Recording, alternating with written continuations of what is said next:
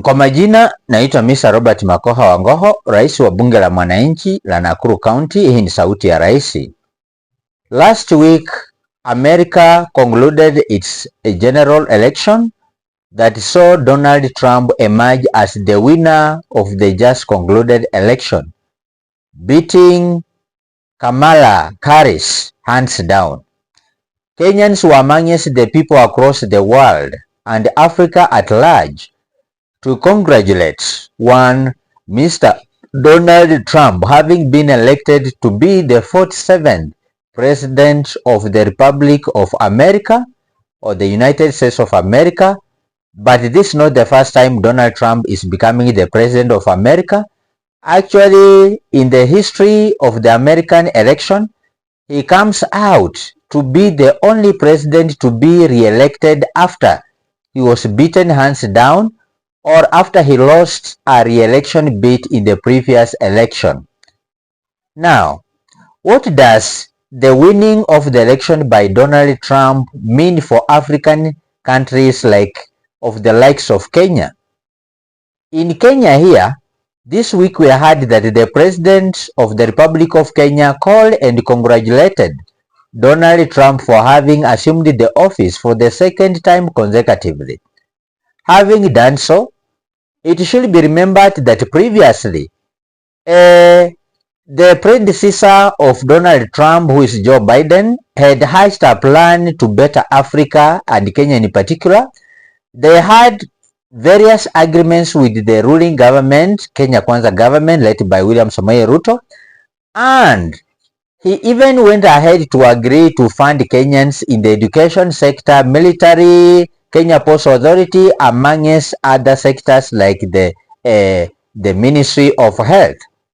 Now, they went ahead to hatch a plan where we saw Kenyan troops totaling to 1,000 in number going or heading to the states of Haiti, that is in South America, to engage in the mission of restoring peace after this leader called Barbecue was seen to be orchestrating for the instability of the nation of Haiti.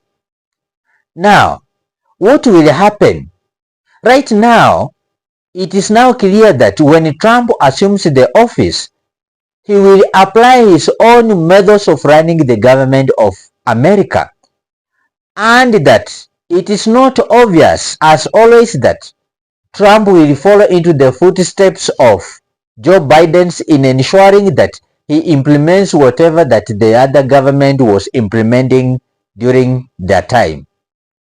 So, in my opinion and the opinion of Kenyans, we see that Trump is likely to do away with the mission of having Kenyan troops at the southern part of Haiti in the South America to restore peace.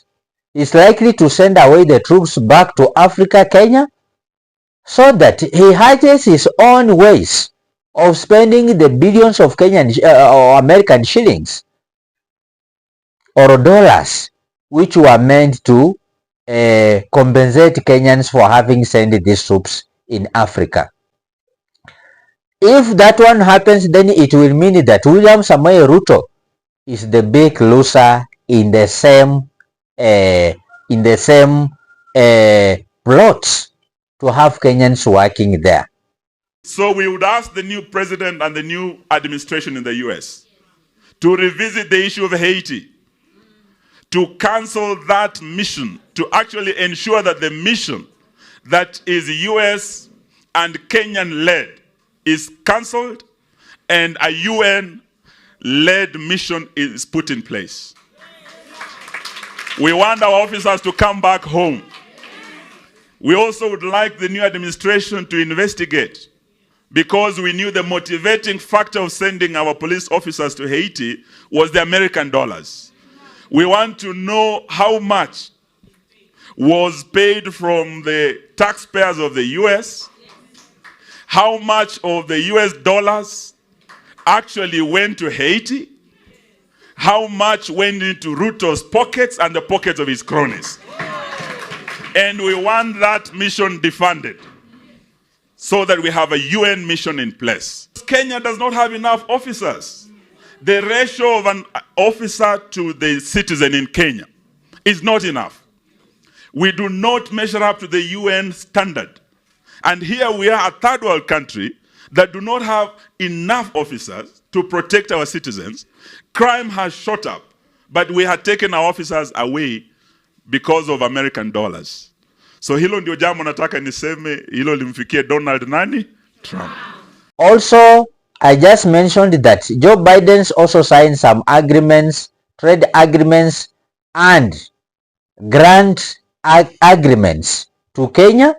He was to offer some monetary help in various departments that will again translate into those projects coming into a whole because of the assumption of office by the new administration led by the government of the President of the United States of America. This is none other than Donald Trump. So we are waiting to see what unfolds.